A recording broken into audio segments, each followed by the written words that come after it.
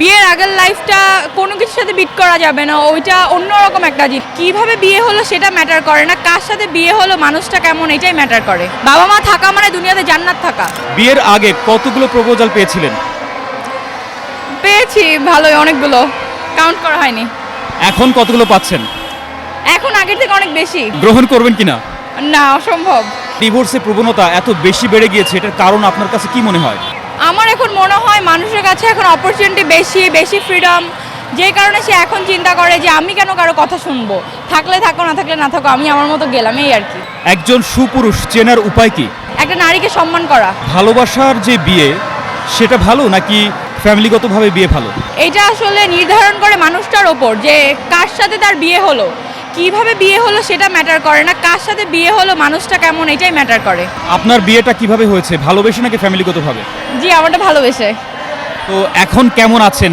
বিয়ের আগের লাইফটা কোনো কিছুর সাথে বিট করা যাবে না, ওইটা অন্যরকম একটা জিনিস। আর এখনকার যে লাইফটা সেটা আলহামদুলিল্লাহ ভালো যাচ্ছে। আপনি কখনো ছ্যাঁকা খেয়েছেন? না, এরকম কিছু হয়নি। আমার ফার্স্ট রিলেশন ছিল এটাই, ইভেন বিয়ে ওর সাথেই হয়েছে। বাবা মায়ের প্রতি একজন সন্তানের কি কি কর্তব্য থাকে বলে আপনি মনে করেন? প্রথমত তাকে সম্মান করা, ভালোবাসা, যখন তারা বয়স্ক হয় তাদেরকে দেখে রাখা, সব কিছুই। বিয়ের পরেও একটা মেয়ের প্রতি তার বাবার কোনো দায় থাকে কিনা আপনি কি মনে করেন? অবশ্যই 100% থাকে, কারণ সে আমার জন্মদাতা পিতা, তার দায়িত্ব মৃত্যু অবধি থাকবে।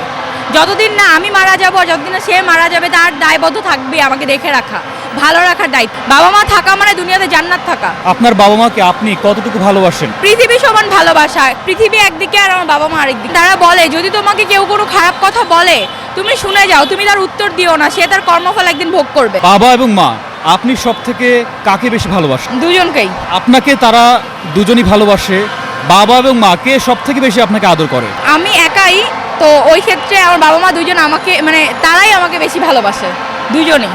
কোন কথাটা মাকে কখনোই বলা হয়নি তবে বলতে খুব ইচ্ছে করে? অনেক ভালোবাসি মা, তোমাকে অনেক ভালোবাসি। মন খুলে বাবাকে কোন কথাটা কখনো বলা হয়? এই সেম কথা, অনেক ভালোবাসি। আমি বুঝাতে পারবো না কতটা ভালোবাসি বাবাকে। বাবা মাও যদি না থাকতো তাহলে পৃথিবীটা কেমন থাকতো? শূন্য শূন্য লাগতো, দুনিয়া থেকেও থাকতো না এরকম। বাবা মা থাকা মানে দুনিয়াতে জান্নাত থাকা। ব্রাজিল হেরে যায়, তো এইভাবে ব্রাজিলের প্রতি ভালোবাসা থাকবে কিনা? অবশ্যই থাকবে, খেলার ভিতরে হার জিত হবে, এটা মেনে নিতে হবে, কিছু করার নেই। আচ্ছা, যদি এবারের বিশ্বকাপ ব্রাজিলের ঘরেই পৌঁছায় তাহলে দিনটিকে কিভাবে উদযাপন করবেন? অনেক সুন্দরভাবে, যেরকম ভাবে আমি কখনো কোনো কিছু উদযাপন করিনি তার থেকে অনেক বেশি, অনেক সুন্দরভাবে। যদি আজ ব্রাজিল জিতে তো? আজকেও সেলিব্রেশন হবে ইনশাল্লাহ। যদি হারে?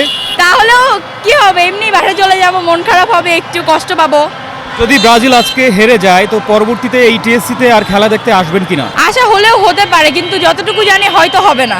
তো এই টিএসসিতে যে আপনি এসেছেন, এখানে তো আসলে লোকের চাপে, দর্শকের ভিড়ে খেলাটা ঠিকমতো স্ক্রিনে দেখা যায় না, তারপরও কেন এসেছেন?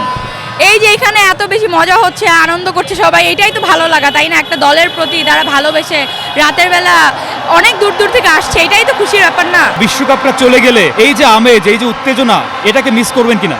অনেক বেশি মিস করবো, অনেক বেশি। একজন ফ্যান হিসেবে নেইমারকে কোন কথাটা বলতে ইচ্ছে করে? তেমন কিছুই না, আমি ওনাকে পছন্দ করি, ওনার খেলা পার্সোনালি ভালো লাগে, এইটাই। এবার যদি ব্রাজিল এবং আর্জেন্টিনা বিশ্বকাপের মুখোমুখি হয় তো এই খেলাটাকে কিভাবে উদযাপন করবে? চিন্তারও বাইরে, যেভাবে কোনো কিছু উদযাপন করি না ঠিক সেইভাবেই উদযাপন করব। এই যে আর্জেন্টিনা ব্রাজিল দলকে 7 আপ বলে কটাক্ষ করে, এই বিষয়টাকে আপনি কিভাবে দেখছেন? আমি বিষয়টাকে ভালোভাবে দেখছি না, এটা হতেই পারে, ওনারাও কিন্তু 7 গোল খেয়েছে অনেক আগে। এখন সেটা যদি আমরা বলি, এটা বলাটা দরকারটা কি? খেলা উপভোগ করব, খেলা দেখব, এটাই মজার বিষয় না? বিশ্বকাপে নাকি আর্জেন্টিনা একবার হাত দিয়ে গোল করে তারা কাপ নিয়েছিল। জি জি জি, অবশ্যই অবশ্যই, সেটা সবাই দেখেছিল, কিন্তু আমরা সেটা নিয়ে বলি না। আমরা ব্রাজিল ফ্যানরা কখনোই কিন্তু মেসিকে অপছন্দ করে না, অথবা বাকি প্লেয়ারদেরকে অপছন্দ করে না। একটা দলকে পছন্দ করা মানে আরেকটা দলকে অপছন্দ করা